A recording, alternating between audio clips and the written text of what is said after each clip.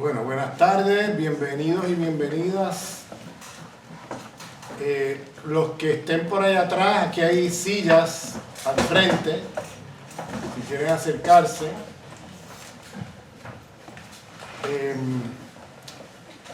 Bueno, estamos aquí presentando el libro de Alejandro Vallega, Tiempo y Liberación, que salió en una colección que yo tengo con la editorial ACAL, que enfoca mucho en perspectiva decolonial. En ese libro, pues aquí se toca una serie de temas que son vitales para la perspectiva decolonial, como es la descolonización del tiempo, del concepto de tiempo. Muchas veces no nos damos cuenta, pero el concepto de tiempo y espacio lo tenemos bastante, lo tenemos asumido, presupuesto y no pensado. Y eso es uno de los temas centrales, concepto de tiempo y espacio, del proceso de descolonización. Porque estamos muy colonizados en términos del concepto de tiempo hegemónico, igualmente el concepto de espacio hegemónico, pero aquí se trata más del concepto de tiempo. Estamos muy colonizados con el concepto civilizatorio moderno de tiempo como progreso, tiempo lineal, un tiempo que va por etapas hacia algo mejor. En la modernidad siempre se piensa que todo pasado es peor, que todo presente es mejor que el pasado y que, claro, todo futuro va a ser mejor que el pasado. Entonces, es una visión lineal, mecanicista, problemática, y este trabajo hace un gran esfuerzo de desarrollar un tema que no está trabajado en los estudios y en las perspectivas decoloniales, como es descolonizar el tiempo.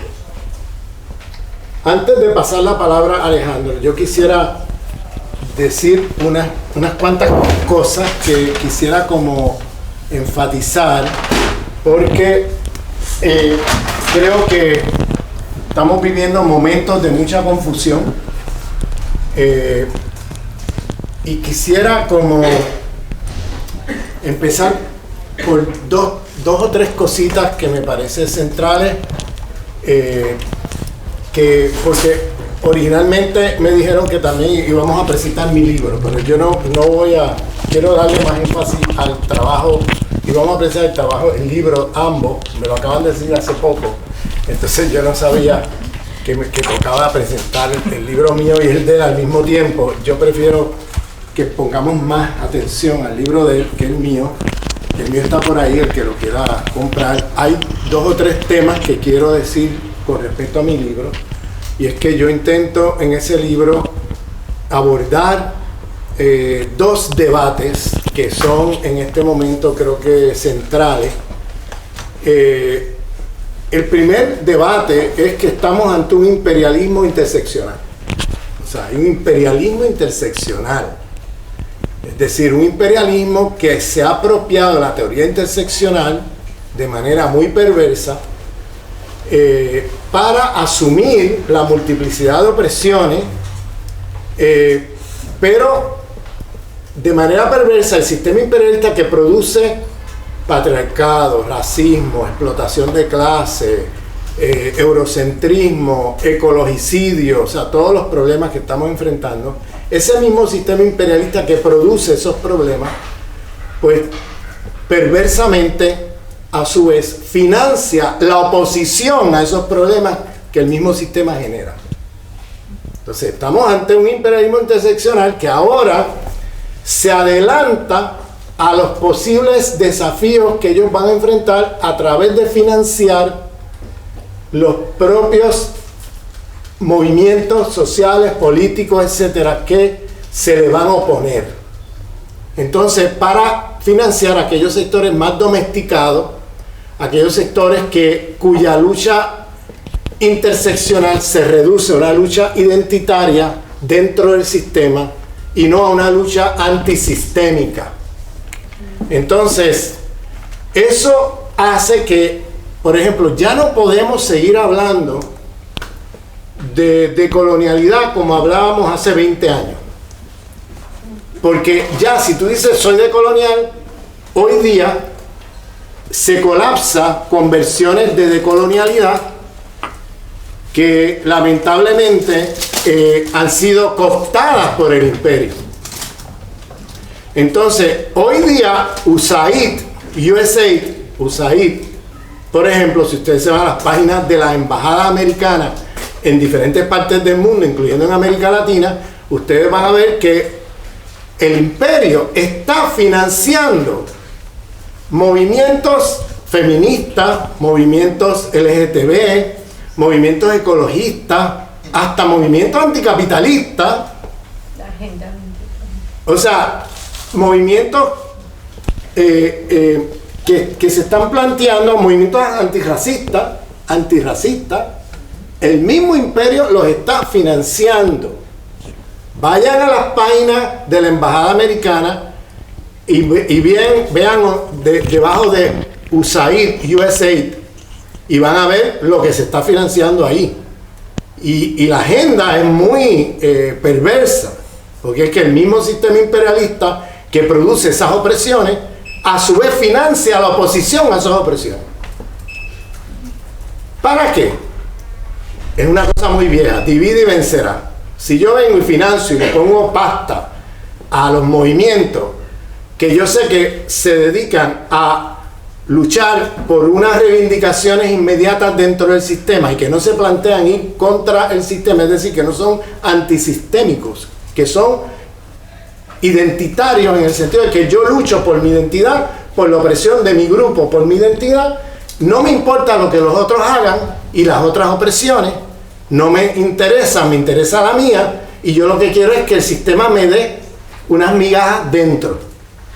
Entonces tiene todo un aparato de ONGs financiadas por el imperio, tienes todo un aparato de fundaciones que pasan dinero, a través del cual la CIA pasa dinero, tienes todo un aparato de organizaciones que el mismo sistema imperialista financia para crear entonces movimientos que se dedican a luchar por reivindicaciones aisladas unos de otros, por luchas más identitarias que antisistémicas, y con la idea de fortalecer eso para que luego los verdaderos movimientos antisistémicos pues tengan un desafío en las luchas en que están enfrentados, porque se te aparece allí organizaciones fuertes, poderosas, con recursos, etcétera, que van a estar disputando el contenido de las luchas feministas, el contenido de las luchas antirracistas, el contenido de las luchas anticapitalistas, el contenido de las luchas ecologistas.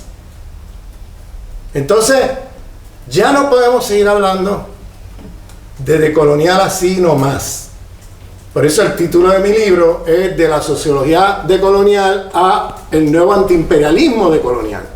Porque entonces tenemos que hablar de un antiimperialismo decolonial. ¿Bien? Porque esa lucha, esa multiplicidad de porciones, la tenemos que de alguna manera enmarcar en una lucha más amplia, antisistémica, antiimperialista, porque no podemos seguir hablando de una civilización de muerte en abstracto, sino que tenemos que entender que la civilización moderna, como civilización de muerte, destructiva de la vida, esa civilización está materializada en un sistema imperialista. No puedes pensar el sistema y el proyecto civilizatorio como si no estuviera, como si fuera una cosa abstracta. Entonces yo escucho muchas teorías decolonial que hablan de la crítica civilizatoria, pero es como si hubiera una civilización así en abstracto y no hubiera un sistema, no estuviera materializado en un sistema imperialista mundial que produce superexplotación, pobreza, patriarcado, ecologicidio, feminicidio, que produce la destrucción comunitaria de montones de comunidades en el planeta Tierra, y que produce racismo, que produce genocidio.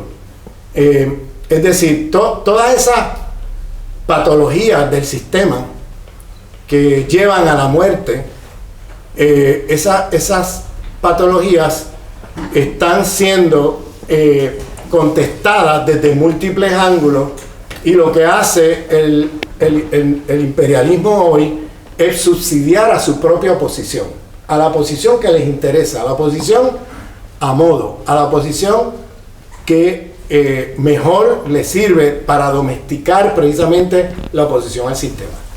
Entonces, por otro lado, hay también unas tendencias que se han llamado decoloniales en América Latina, que incurren en el mismo problema, es decir, que hablan de lo decolonial como de una manera despolitizada, o que se han posicionado en momentos álgidos como el golpe de Estado del imperio y todas las sanciones y la agresión imperialista a Venezuela, o como el golpe de Estado contra Evo Morales. Justo en esos momentos aparecen allí personajes de la literatura decolonial, bien, como Rita Segato, como Mignolo, o sea, le puedo hacer la lista, la misma Silvia Rivera Cusicanqui.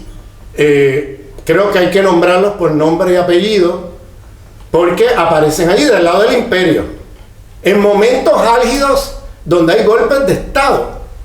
Por ejemplo, Evo Morales, en el medio del golpe de Estado contra Evo Morales, un golpe de Estado imperialista, racista, contra un presidente indígena, pues esa inteligencia aparece desde el pseudofeminismo, diciendo, no, es que él es machista. Un indígena que está haciendo en medio de un golpe de Estado, no, es que él es machista, no, perdóname. O sea, ¿de qué lado tú estás en este momento histórico? ¿Que le podemos hacer crítica a Evo Morales? Por supuesto que sí, no es perfecto. Pero en ese momento, en esa coyuntura, hay que posicionarse, o estar del lado del imperio, o estar del lado de los pueblos. Luego vimos lo que pasó en Bolivia. De hecho, trataron de blanquear el golpe de Estado gente como Civechi, gente como Silvia Rivera Cusicanqui, Luis Tapia, y la lista es larga de lo que llamamos los decoloniales coloniales en América Latina, que dicen, no, esto es una rebelión popular contra Evo Morales.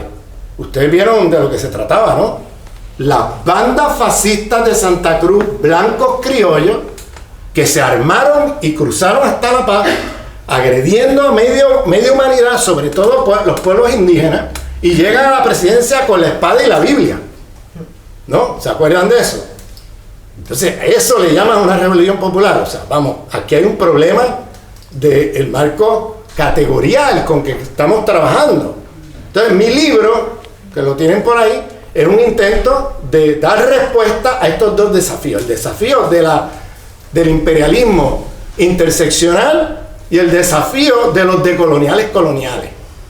Entonces, ¿cómo y desde qué marco categorial vamos a producir para hacer una crítica a estas dos corrientes? Porque ahora hay una decolonialidad imperialista.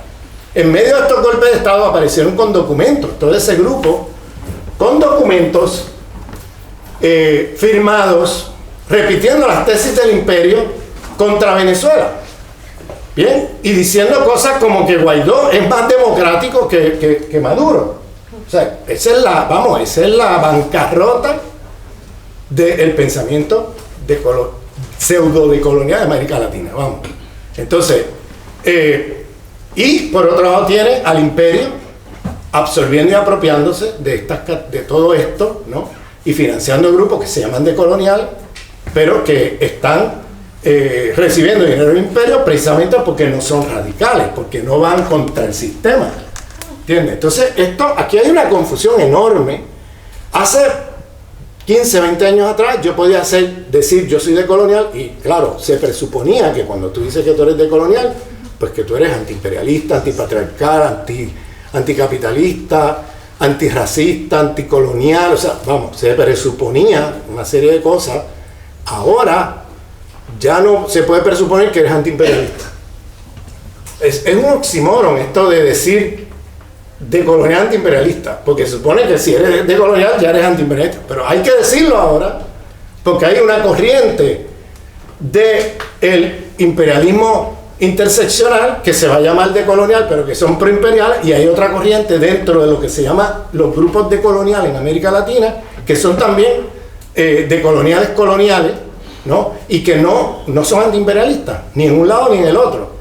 Entonces, por eso creo que hay que retomar, hay que volver a teorizar la cartografía del poder, que es lo que intento hacer en ese libro, y hay que plantearse entonces otra manera de nombrar la lucha que estamos llevando a cabo. Y por eso yo hablo de colonial antiimperialista, con ese apellido, aunque suene como una redundancia. Se supone que eso es una redundancia. Pero ya hoy día, después de todo esto que hemos visto, ya no podemos asumir, bueno, una redundancia. No, es que hay que decirlo, aunque suene redundante, porque ya no se puede presuponer que porque tú digas decolonial, pues ya está claro que es que eres antiimperialista, porque ya hemos visto que no es así. ¿Bien? Y es más bien el esfuerzo que hago en ese libro es teorizar la teoría decolonial, ponerla al día en relación a estos desafíos. Eso es lo que yo intento hacer en mi libro. Entonces está el libro de Alejandro, que es un libro que está trabajando un tema no discutido, silenciado en toda la literatura decolonial, que es el tema de la colonización del tiempo. La colonización del tiempo es una cosa que está incrustada en nuestra mente y ni nos damos cuenta. Que está como son los fundamentos y presupuestos de la manera como pensamos y que no está siendo puesta encima de la mesa como un tema a ser explícito. Y si es algo que constituye nuestro pensamiento de manera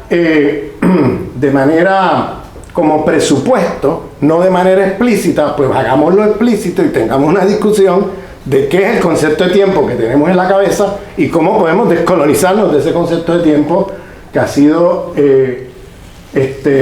incorporado, internalizado a partir de la historia de la colonización occidental del mundo. ¿Y qué tipo de concepto de tiempo estamos manejando y presuponiendo, aún dentro de la literatura decolonial, que de hecho en el libro hay crítica también a esas manifestaciones, sino también cuál va a ser el concepto de tiempo o los conceptos de tiempos en plural que vamos a estar manejando de cara a un proyecto decolonial.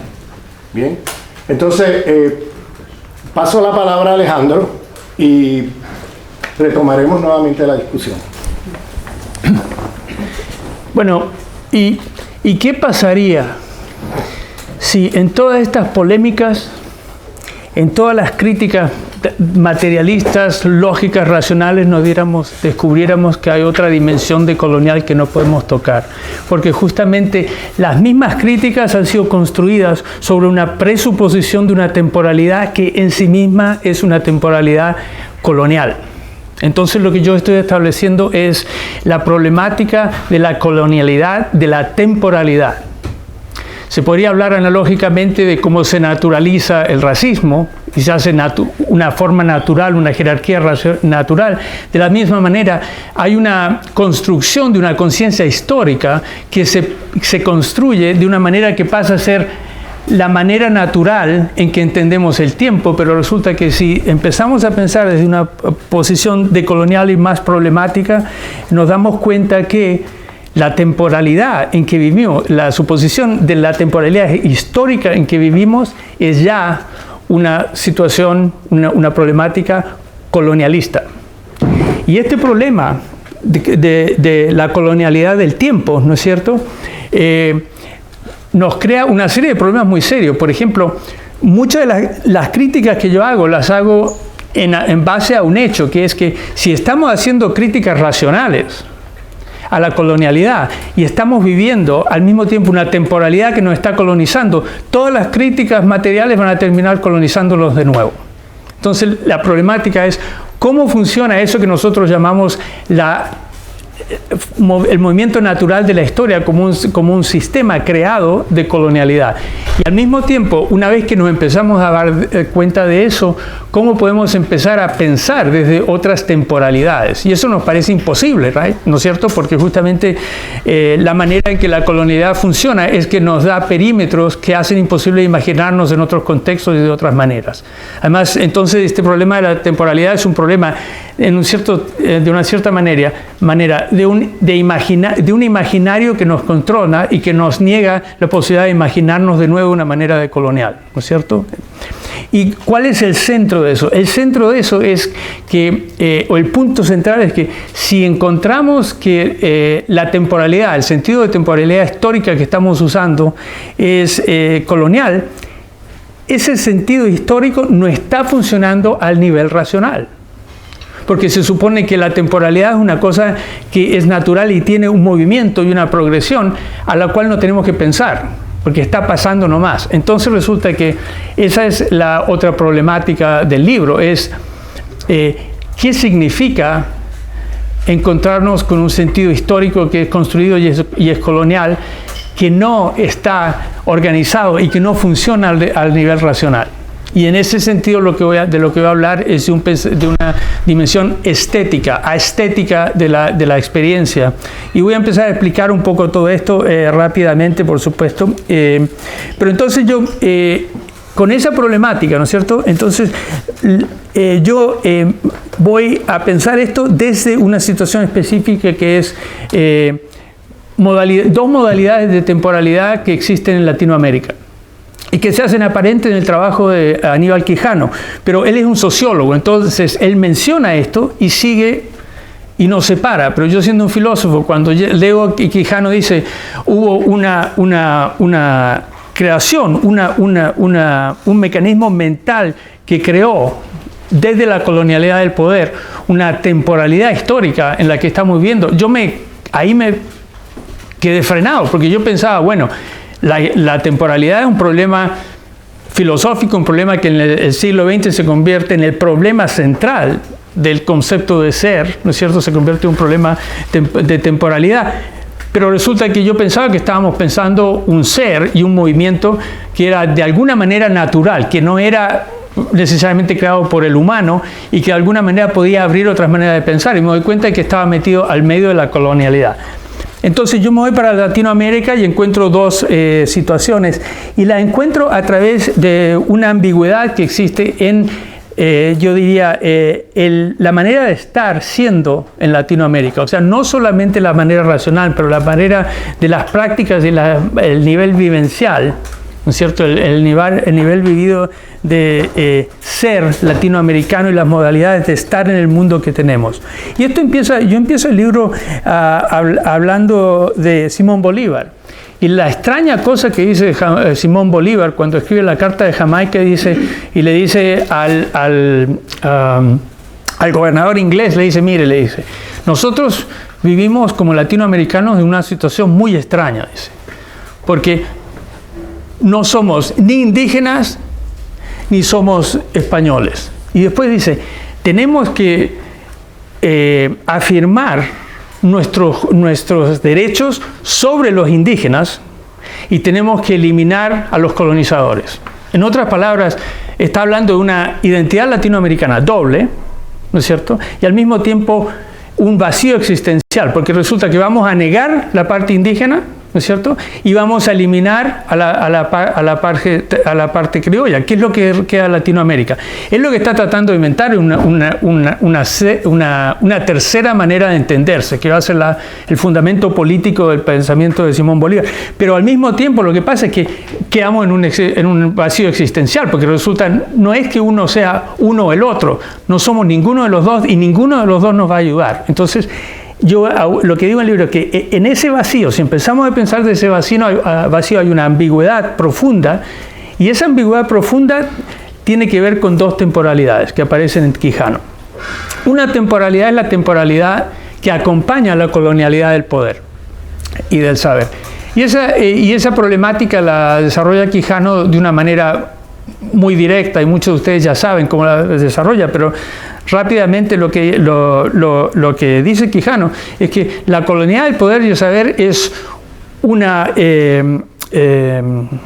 es un sistema de poder, ¿no es cierto?, jerárquico que se crea con dos pilares, raza y capitalismo.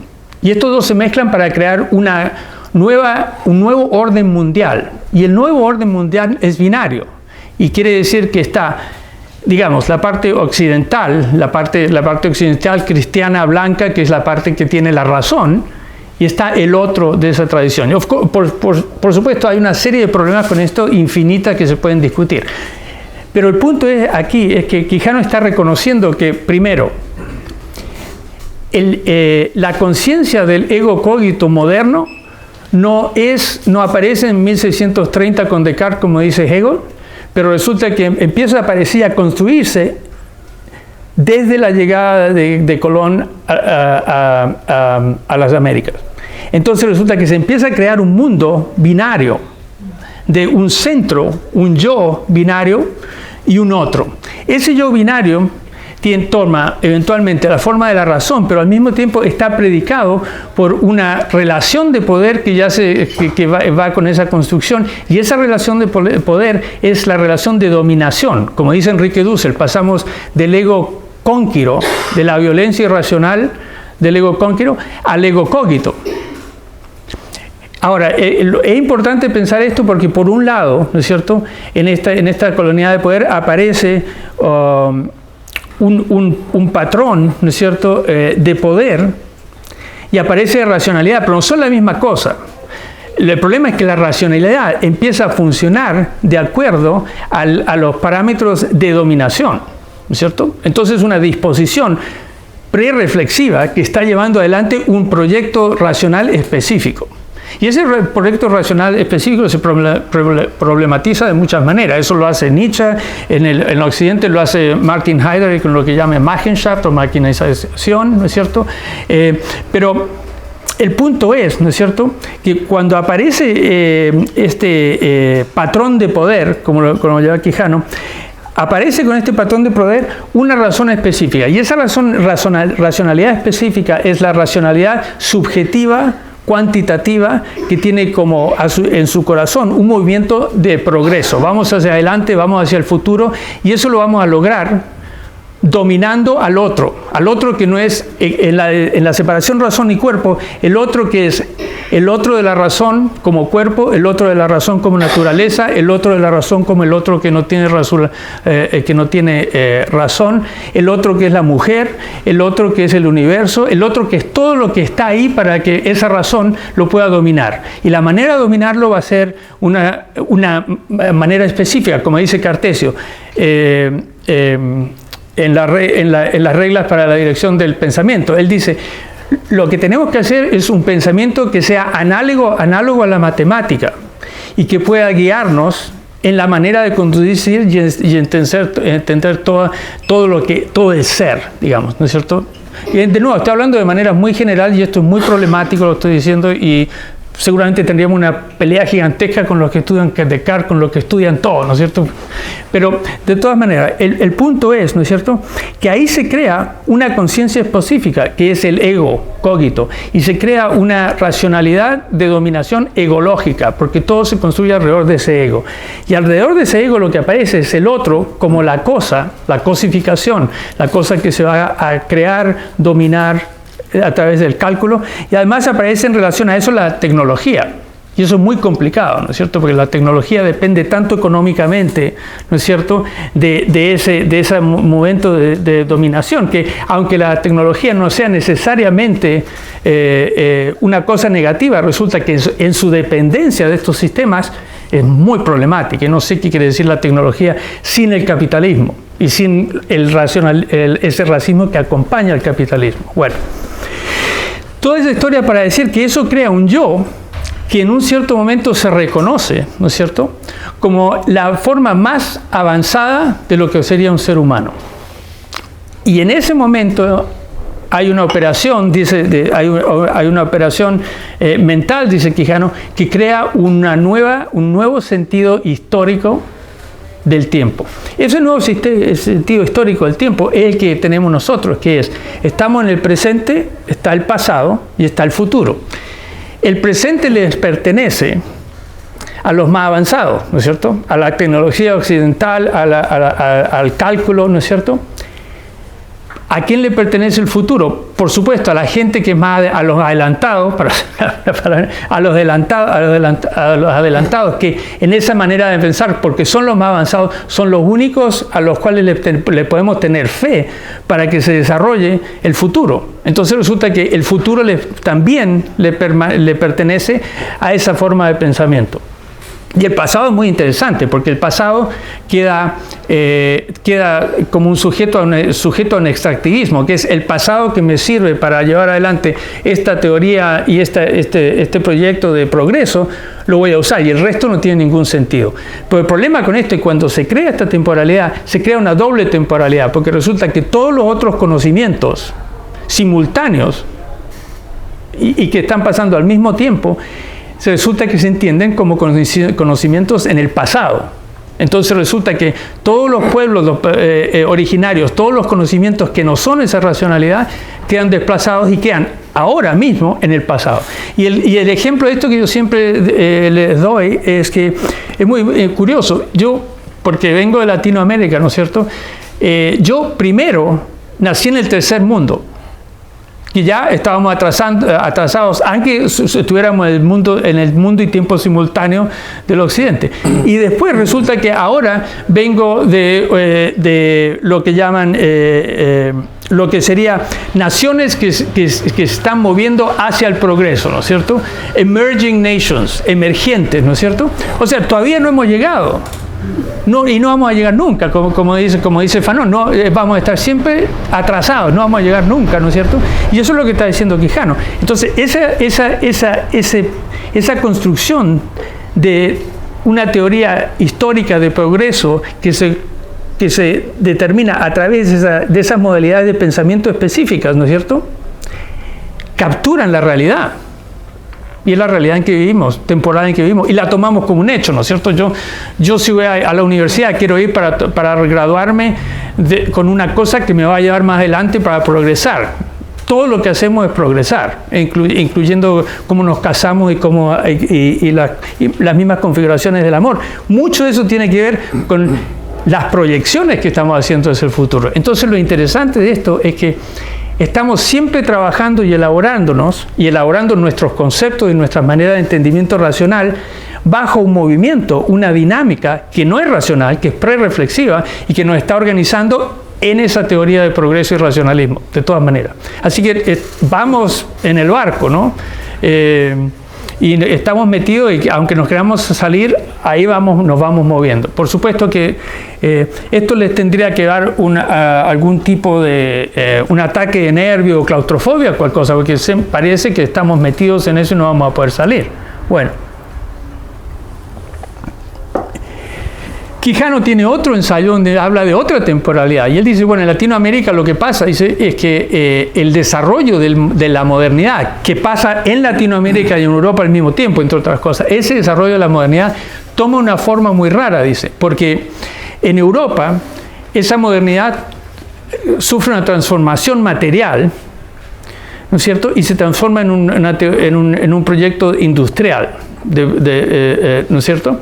Y si en Latinoamérica no pasó eso, entonces quedamos metidos en el medio en una ambigüedad. Entonces la conciencia subjetiva latinoamericana dice es ambigua. Y es ambigua porque estamos entre dos partes y no somos ni una ni la otra, ¿no es cierto? Digamos, se podría decir.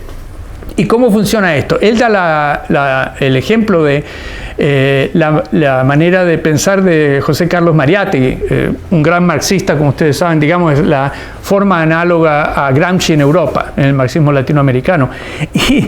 Y Quijano dice, bueno, lo interesante es que no se puede entender realmente el pensamiento de Mariátegui de otra parte, porque el problema es que Mariátegui era un muy buen cristiano,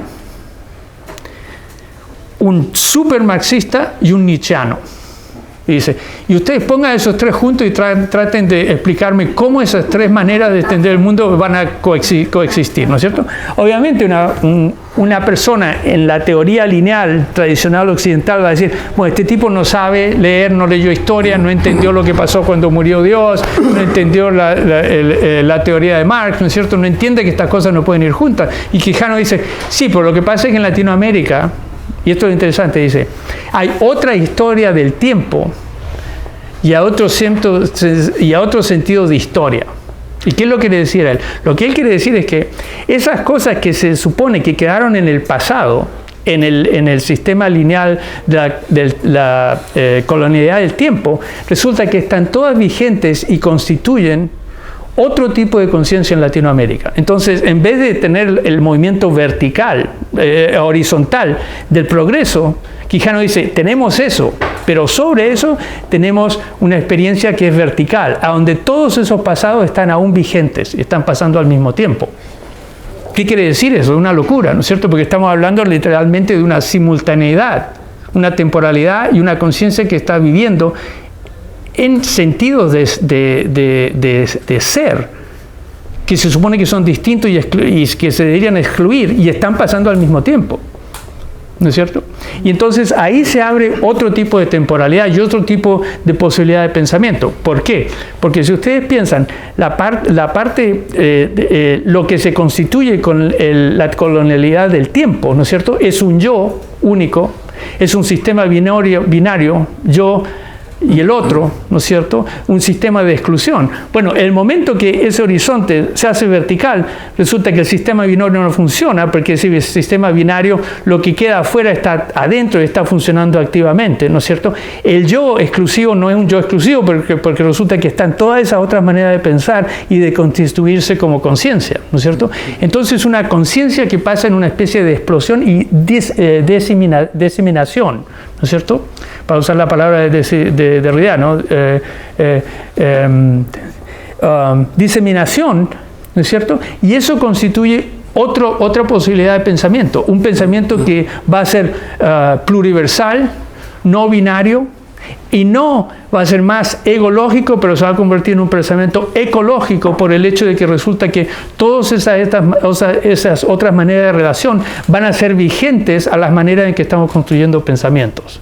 Entonces, considerar la temporalidad, la colonialidad del tiempo es darnos cuenta de cómo estamos ya atrapados a un nivel que es prereflexivo y al mismo tiempo darnos cuenta que hay otra posibilidad de pensamiento si empezamos a pensar y a darnos cuenta de que vivimos no solamente en una temporalidad y en una línea y en un sistema binario, pero que tenemos esa posibilidad. Y esa posibilidad va más allá, digamos, y esto es lo último que voy a decir, del pensamiento tradicional, digamos, occidental y colonial.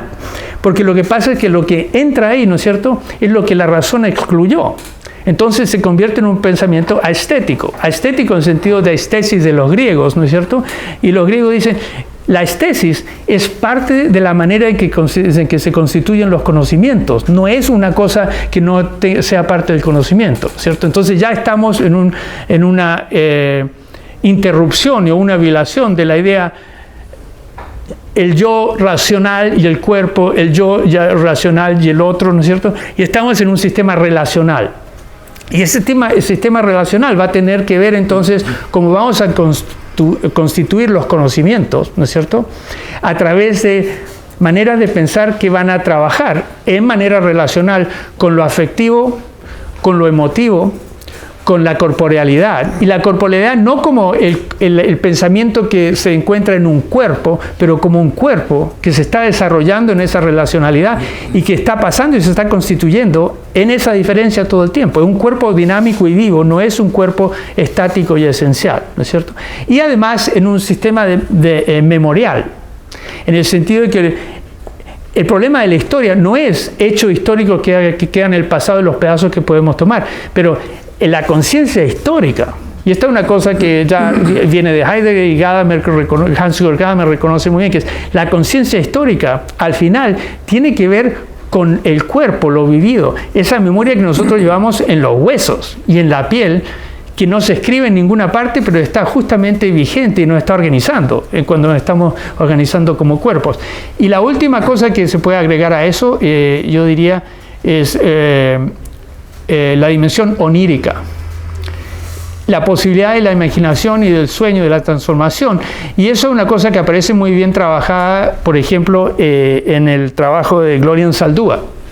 Gloria Anzaldúa habla de ensueño como el espacio de pensamiento, ¿no es cierto? Es que es el ensueño del espacio donde hay racionalidad, pero también estamos en una racionalidad que viene del cuerpo, viene del memorial, viene de las dimensiones de transformación, viene de un movimiento, y esta es la última cosa que digo, porque realmente voy a terminar de hablar eventualmente.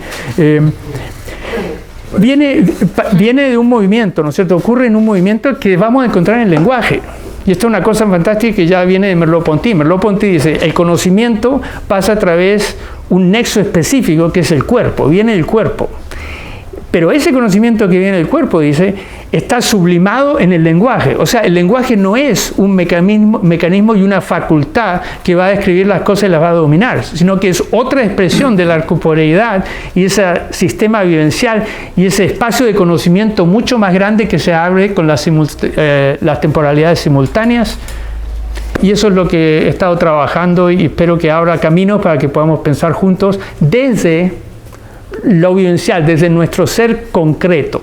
Y eso es muy importante. Esta no es una teoría, es una problematización que quiere dar algunas indicaciones para que nos podamos repensar desde nuestra situación. Tiene que ser un pensamiento situado y concreto en el sentido del latín, que quiere decir concrecer, que quiere decir crecer con. Y crecer con no es el crecer del ego con sí mismo, el crecer, la situación en que el ego se va configurando, nos vamos subjetivizando en el movimiento del ser, ¿no es cierto?, en relación a eso que no es humano, que no es el yo, que no es la racionalidad. Y ahí podemos, por ejemplo, empezar a hablar de los conocimientos, obviamente, de los ancestros y de los pueblos originarios, y hay muchísimas cosas que trabajar en eso. Muchísimas gracias.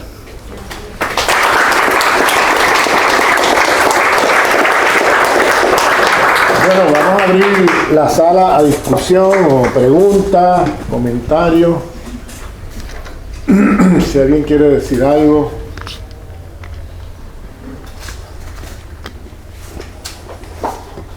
Muchísimas gracias por la conversación. Es un gusto escucharles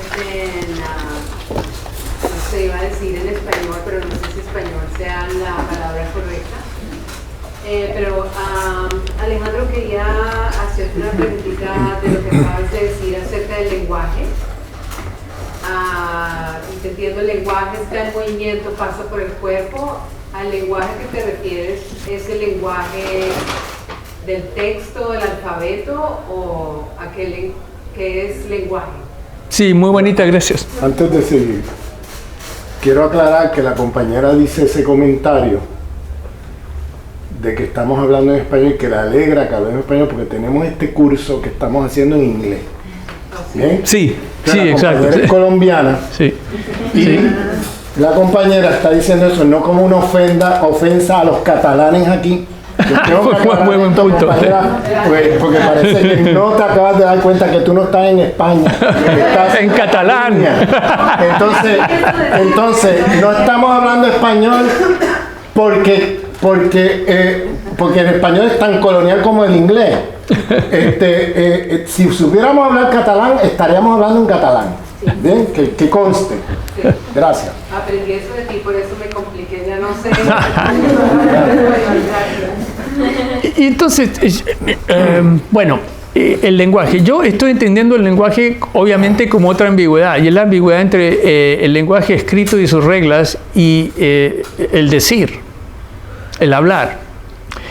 Y mi impresión es que el lenguaje escrito es una especie de cristalización del hablar. Y que cuando hablamos, deformamos y estamos deshaciendo lo que se ha estado escribiendo. Y en esa tensión pienso que empezamos a encontrar sentido, por ejemplo, en la lectura justamente, por ejemplo, para mí, ¿no? Y además el lenguaje no es que pase por el cuerpo, es que yo pienso que sale como expresión de la manera en que nos estamos encontrando en el cuerpo en esa manera relacional ecológica. O sea, es un lenguaje, un decir ecológico. Y pienso mucho, y esto lo pienso con mi compañera, mi mujer Daniela Valega Noé, que es una gran filósofa ella, y pensamos mucho, porque ella está trabajando mucho, el concepto del ritmo. Y pienso yo mucho entonces al decir como una cosa de cuerpo, ritmo y respiración. ¿No es cierto? Kirigaray, por ejemplo, escribió un libro muy bonito sobre la respiración, justamente. Entonces, como respiración también, que me parece que ese es un nexo muy importante para entender el decir, es el ritmo y la respiración. Y como la respiración es ya la configuración donde está pasando el lenguaje, como pasa en la poesía, por ejemplo.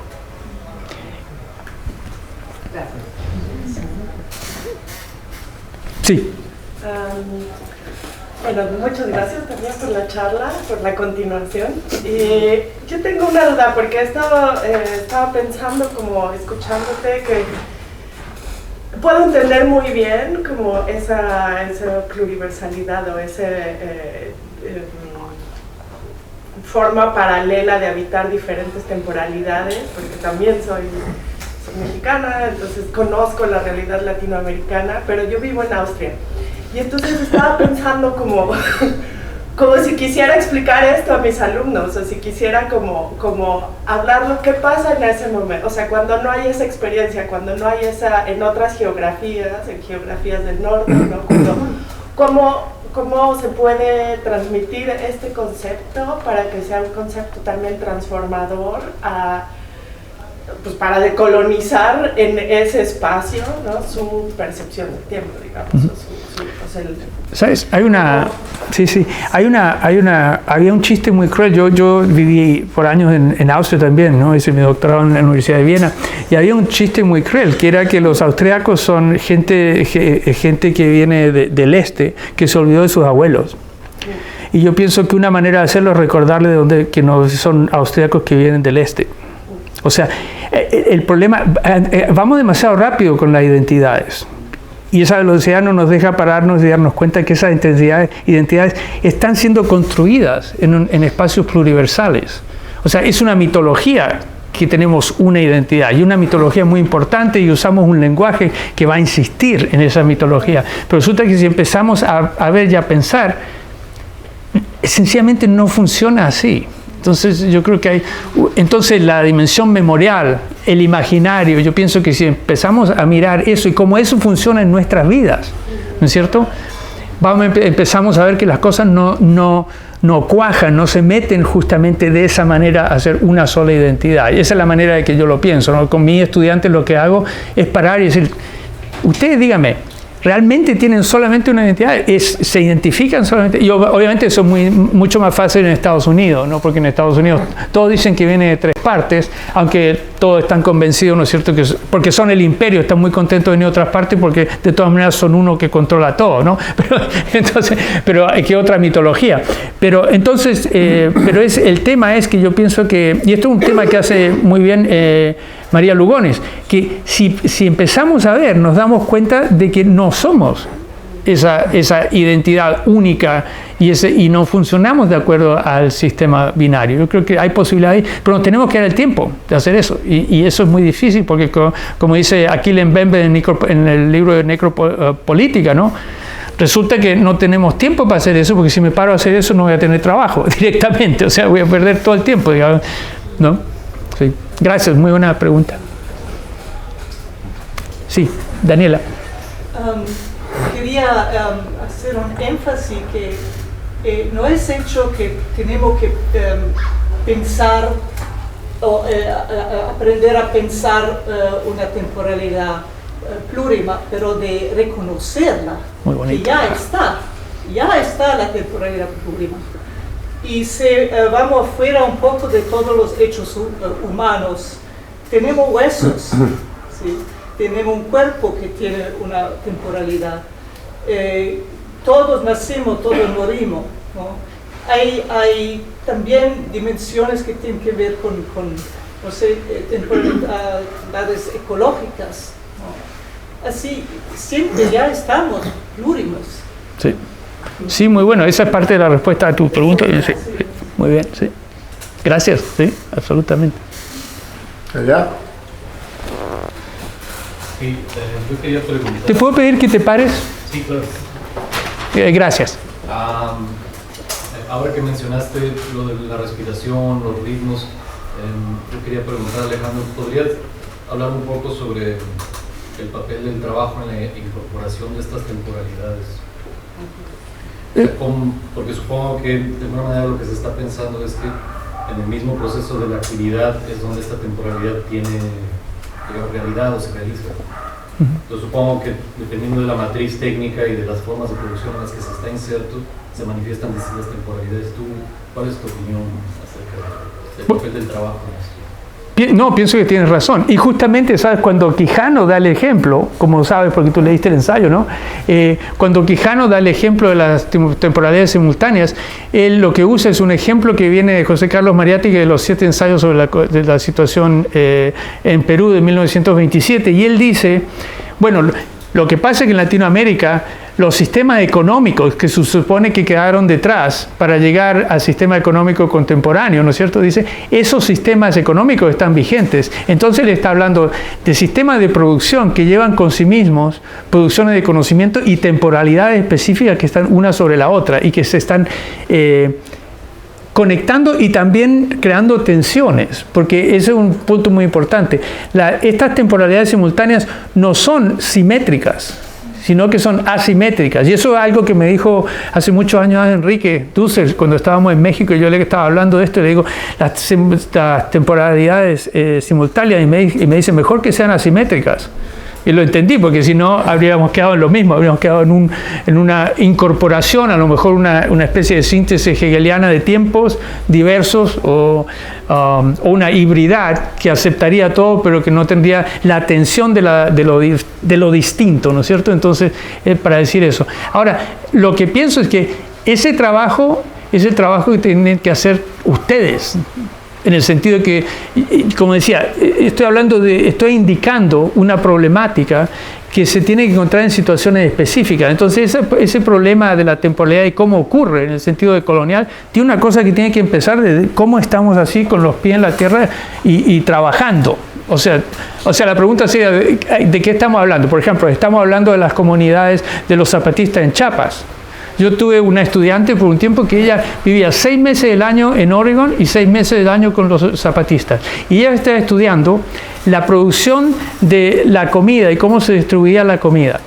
Y ese era un trabajo de colonial, de temporalidad que estaba haciendo. Y ella venía y me contaba, y yo tomaba nota, porque yo decía, esto está buenísimo, estoy aprendiendo la teoría desde la práctica, que es la dirección en que hay que andar. Entonces no te puedo decir una teoría de cómo se hace, pero estoy de acuerdo que tenemos que empezar, tenemos que empezar en la situación concreta y ver cómo eso está funcionando. Eso es lo único que te puedo decir, realmente no. Gracias. ¿Alguna otra pregunta? Bueno, mira, tenemos también para Quijano, para aquellos que no hayan leído a Quijano, estaba criticando la idea eurocéntrica de las etapas de los modos de producción y la idea eurocéntrica de las etapas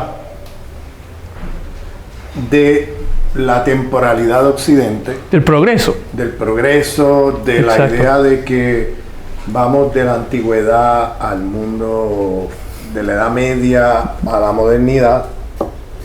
Esa idea temporal y la idea de que los modos de producción en la historia van en etapas. Está el modo esclavista, el modo feudal, el modo capitalista. Entonces lo que decía era que había una simultaneidad en el capitalismo de las formas de trabajo en la periferia y sobre todo en América Latina. Exacto. Es decir, que eso que en Europa se teoriza como etapas históricas, en América Latina, por ejemplo, o en el sur global, aparece como simultaneidad de formas de trabajo y de explotación. Que tú puedes encontrar formas esclavistas, formas serviles, formas asalariadas, todas esas formas al mismo tiempo en la periferia. Sí, y esa simultaneidad tiene dos sentidos con Quijano, ¿no es cierto? Porque está la simultaneidad, que es el hecho de que, como él dice, porque es un sistema capitalista, todos esos sistemas están trabajando para un sistema de producción, que es un mercado, una circulación de valor, ¿no es cierto? Y ese es un control de producción y de distribución, ¿no es cierto? Pero eso es uno, ¿no es cierto?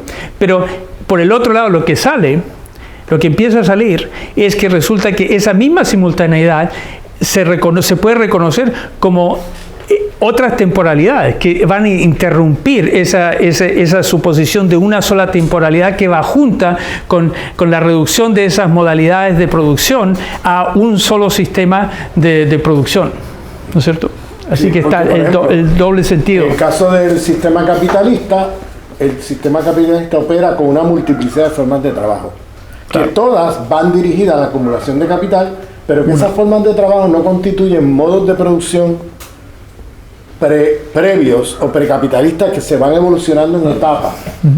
Por ejemplo, en Occidente la temporalidad de que la antigüedad es esclavista, la Edad Media es feudal, el mundo moderno es capitalista, y claro, ahí viene el socialismo eurocéntrico y dice, bueno, pues en esa temporalidad la siguiente etapa es el socialismo y el comunismo, ¿no?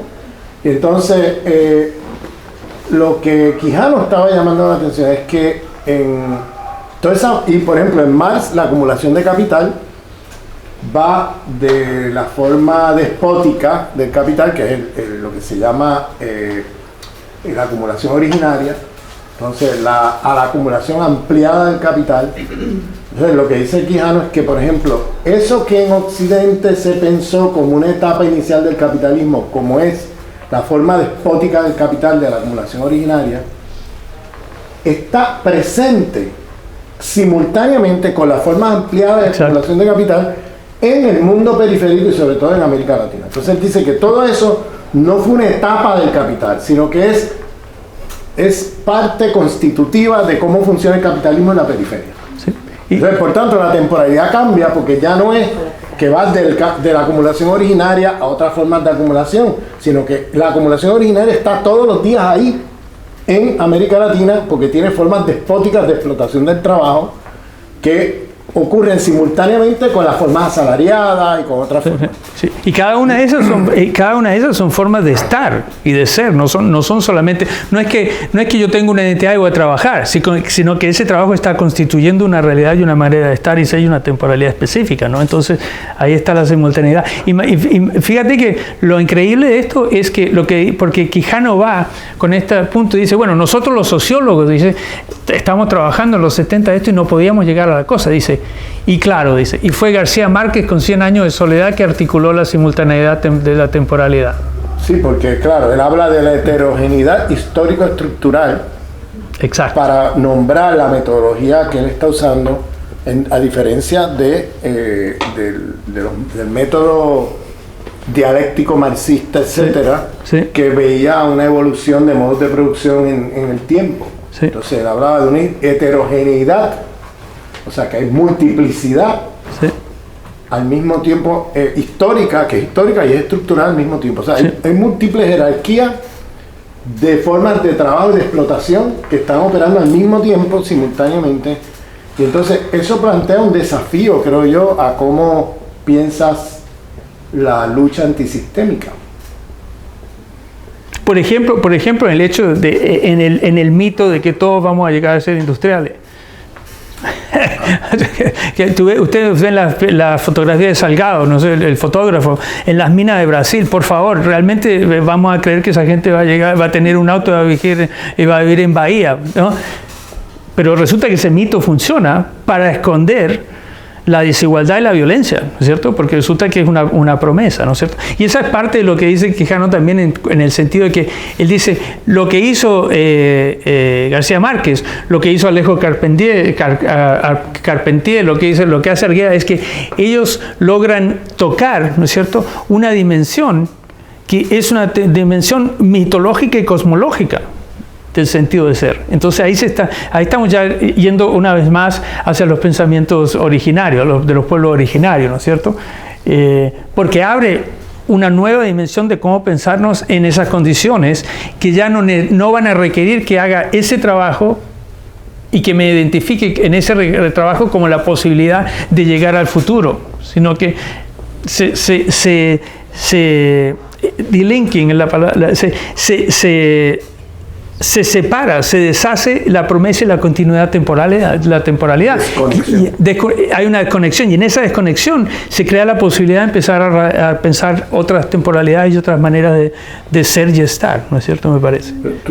Tú estás aquí discutiendo bastante el artículo aquel de Quijano en modernidad, identidad. Sí, eso es lo que estoy diciendo mucho. Fíjense que ese es el Quijano antes de la colonialidad.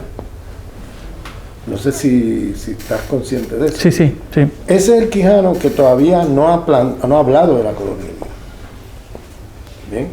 Ese Quijano que está trabajando, pensando en América Latina, pensando en la heterogeneidad histórico-estructural, de las formas de trabajo, pero también las formas de ser y estar en el mundo que se articulan ahí simultáneamente y no como etapas. Exacto. Que unas se quedan en el pasado y otras van evolucionando a nuevo, sino que está todo al mismo tiempo. O sea, hay formas feudales, formas esclavistas, formas asalariales, formas de ser y estar en el mundo simultáneamente en América Latina, que coexisten y que forman parte de la coexistencia de la multiplicidad de formas de trabajo que usa la acumulación de capital a escala mundial en la periferia. ¿Bien? Pero estamos viendo cómo también algunas de esas formas están aquí también en los centros metropolitanos. Por supuesto. Puedes encontrar zonas de las ciudades globales donde hay formas semi-esclavistas también. Gente que está atrapada en edificios y que no pueden salir de ahí hasta que no paguen su deuda de aquí a 15 años. Su deuda del costo lo que costó llegar acá, sí, esclavismo. Y están ahí en edificios custodiados con las armas, siendo explotados en el primer mundo. O sea, todo esto está coexistiendo. O sea, también el primer mundo. Lo que pasa es que en América Latina se hace de una manera mucho más explícita, creo yo, y se visibiliza más visible. Claro, y se hace posible, digamos, empezar a pensarse en ese tipo de relaciones, en ese sentido relacional. Pero no es un problema de una cosa latinoamericana, sino que estamos hablando de un sistema mundial, ¿no es cierto? Y estamos hablando al final de un tipo de nueva cosmología, como dice el mismo Quijano, ¿no? Un nuevo orden mundial que se llama modernidad. Entonces no es el problema de los colonizados, es el problema de todos, y resulta que esa posibilidad se hace más evidente, como dices tú, en Latinoamérica. Por hechos terribles, de hecho también, además, ¿no es cierto? Porque no vamos a idealizar eso. Es justamente el contexto de esa violencia y esa imposibilidad de una reducción en relación a la violencia que hace necesario y posible este otro pensamiento. O sea, no, estamos con los pies en la tierra siempre. Me parece curioso que tú estás usando modernidad, identidad y utopía de América Latina, un ensayo que él escribió antes, en el año 87. Sí. Y más o menos, porque por ahí también viene estética y utopía, ¿no es cierto?, que está en la colección de Claxo. Y también, y ahí Quijano directamente dice, la relación entre estética y utopía, que la utopía es nada, puede ser solamente en un acto revolucionario, y la estética siempre sucede como acto revolucionario. Es súper interesante. Pero lo interesante de esto es que, porque voy al revés, empiezo a ver una problemática que se desarrolla en lo que está haciendo Quijano después, porque piensa más y más de una manera sociopolítica, ¿no es cierto?, y se le pierde la parte mitológica, y se empieza a meter en una crítica que va hacia ya estar encuadrando con el sistema del pensamiento colonial. Por eso, esa es súper jodido. Que tú haces, Quijano, tú podrías ahí le metes a qué es que ¿A qué te estás refiriendo? Sí.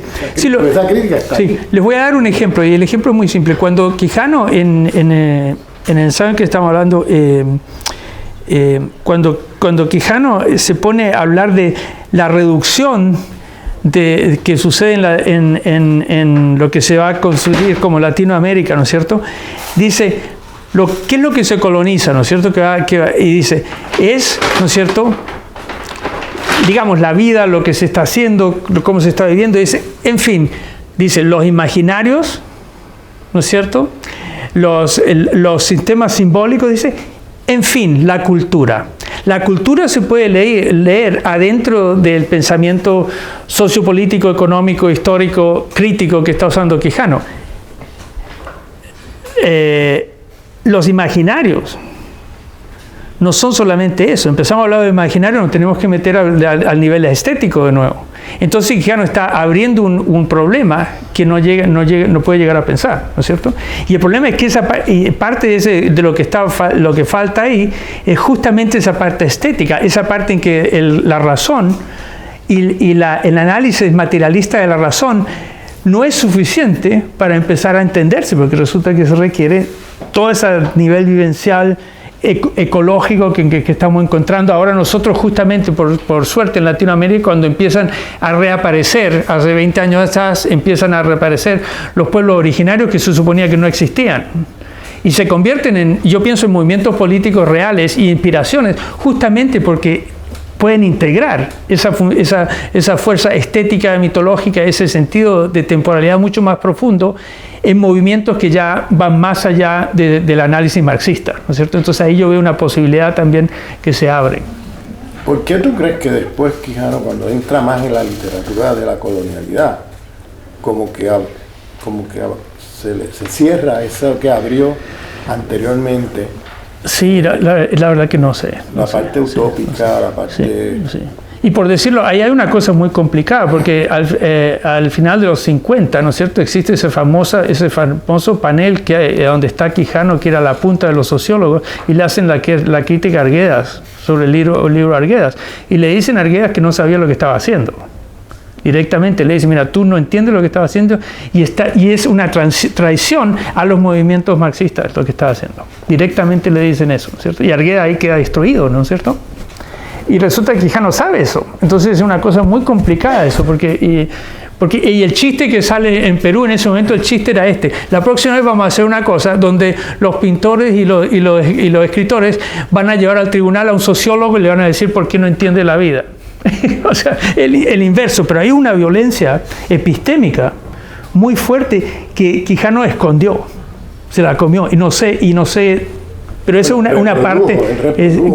Claro, reprodujo a dónde iba. O sea, y claro, iba. Pero después lo escondió porque después decía, nosotros fuimos grandes amigos. Él venía a mi casa y me preguntaba qué era lo que yo pensaba de los manuscritos. Fue una vergüenza. Bueno, si tú lees las cartas de Arguedas habla de Quijano de una manera muy despectiva. De hecho, hay gente, yo no sé cuán cierto sea eso, pero hay gente que dice que el suicidio de Arguedas fue producto de esa crisis con Quijano. Eso fue un evento en el 65. En el año 65. Sí, exacto, el 65. Entonces, sí, justamente. Sí, porque yo tengo la transcripción de la discusión. Vamos, independientemente, asumiendo que no fuera el caso, que si es el caso. Sí, no sé, o sea, eso es medio extremo, ¿no? Por eso que yo no dije nada, porque yo también conozco la historia, pero no me voy para allá. Sí, que hay una carta de Arguedas donde habla de una manera muy despectiva de Quijano, como una persona soberbia, como una persona que no tiene... O sea, un montón de... Dicen muchas cosas, entonces él luego camuflajea esa crisis, porque no habla de eso, habla como si fueran grandes amigos. Y luego él retoma cosas de Arguedas. Claro. En ese lo usa por ejemplo como una de las personas que en los dos libros, él dice en estos dos libros Arguedas ha hecho lo que se tiene que hacer, ¿no es cierto? Y lo dice, 20 años después. Sí, ¿no? Sí. Sí, bueno, nos estamos metiendo ya, nos estamos yendo. Bueno, está bien. Otra pregunta. Una pregunta. Muchas gracias, súper inspirador. La cuestión de la estética a mí me preocupa especialmente. Soy profesora de la Universidad de Barcelona, Facultad de Educación, y al mismo tiempo soy profesora en Medellín, en la Universidad de Antioquia, con pedagogía madre tierra. Fantástico, y claro, fantástico. fantástico, pero vivo... Literalmente fantástico. Vivo esos dos mundos de un modo a veces confrontativo. ¿Sí? Absolutamente. Porque, digamos, allí se me deja experimentar, se me deja poner el cuerpo en juego para sentir esas temporalidades, estos ritmos, estas respiraciones, y considerar el cuerpo no cartesiano, sino el cuerpo como un lugar de pensar también, ¿no? O sea, no el cerebro acá, sino la sensibilidad como un lugar de generar pensamiento. Sí. Entonces, yo aquí lo que me pasa todo el rato es que mi pregunta es ¿cómo cojones meto la estética en universidades aquí públicas que tienen, ¿no?, ciertas reglamentaciones, sí, y que un poco reproducen esto que has dicho tú? Es que en el tribunal el pintor le dice al otro que no sabe de la vida, pero entonces, y bueno, es una cuestión, ¿no?, que gracias por los libros así, porque de algún modo es como que nos dais argumentos de que mira, que la cosa puede abrirse por acá, ¿no? Sí. Pero sí que es jodido, porque claro, universidad, academia es siempre el lugar de la representación, el discurso, el lenguaje, que la pregunta también ha salido, ¿no? Cuando hablamos de lenguaje, ¿de qué hablamos? Entonces, si nosotros estamos teniendo una discusión académica y yo allí tengo que hablar en términos de paradigma representativo, ¿sí? O sea, tengo que contar lo que pasa allí fuera, que es, no sé si es un paradigma colonial, por otra parte, también este paradigma discursivo representativo, y la universidad podría ser un lugar más performativo, más experimental, y trabajar más también, pero es como que algo me hace que no me atrevo tampoco, porque digo, no, la vida está allá afuera, aquí jugamos a la representación, a la abstracción, al pensamiento, y no sé si esto es demasiado colonial o no, pero digamos, me siento muy partida, y ustedes que le dan vueltas, cualquier cosita muy bueno, de sugerencia pedagógica que salga a partir de decolonializar el tiempo, a mí me serviría. Porque exploro, pero siempre sientes que aquí te van a juzgar, ¿no? Es como, bueno, esas cosas. Sí. Esa es mi respuesta, sí. Sí, absolutamente, sí. No, sí, es una conversión. Pero como profesor, ¿cómo sí. lo llevas? Es una... Porque hablarlo es fácil, pero digamos, llevar el cuerpo a escena y abrir un espacio estético dentro de la academia. El problema es en filosofía. El problema para mí, mi trabajo es constituir un tipo de pensamiento estético que comience a entender la misma configuración de los conceptos a partir de las experiencias que no son conceptuales, ¿no es cierto? Entonces, y para ser concreto, por ejemplo, yo escribí un libro que se llamaba en castellano El pensamiento sentido. Y el punto del libro era, ¿qué puede aprender la filosofía de las prácticas sin lenguaje? Porque yo soy pintor. Entonces yo trabajo entre el lenguaje de la filosofía y prácticas sin lenguaje. Y resulta que estoy muy consciente de que la única manera que puede ser una o la otra es porque estoy haciendo la otra. Y esa relación no está nunca tratada. Entonces lo que yo hago es, yo estoy tratando siempre de ver de un lado al otro cómo el otro lado está apareciendo. Hacer consciente a las personas de qué es lo que está pasando, ¿no es cierto? Cómo se está moviendo esa otra parte, que sea o la parte conceptual y lingüística en la pintura, o esa parte física y emotiva, digamos, ¿no es cierto?, en el pensamiento, ¿no es cierto? Ya hay pensadores, particularmente en lo que se llama posmodernidad, pero en la deconstrucción en Estados Unidos hay pensadores muy interesantes, como un filósofo que se llama Charles Scott, que ha escrito cosas fantásticas justamente desde estos otros espacios, creando lenguajes nuevos, porque el problema es que no puede usar el mismo lenguaje. Ahí está la trampita. Hay que empezar a hablar de nuevo. Hay que aprender a hablar de nuevo. Y mucho de lo que yo hago en mis clases es justamente, como los que están tomando mi clase han visto, voy tejiendo un lenguaje en relación a esas otras dimensiones. Y ese lenguaje realmente es muy raro, porque no funciona de la misma manera que funciona el lenguaje académico necesariamente, pero como dices tú, es tirarse al vacío mucho, ¿no es cierto? Pero hay que atreverse a tirarse al vacío, ¿no? A mí me parece que eso es muy importante. Bueno, sí, bueno. No hay nada más. Muchas gracias por la presencia. Ahí están los libros para que los compren. Sí, muchas gracias, muchísimas gracias. Muchas gracias. Y muchas gracias, Ramón.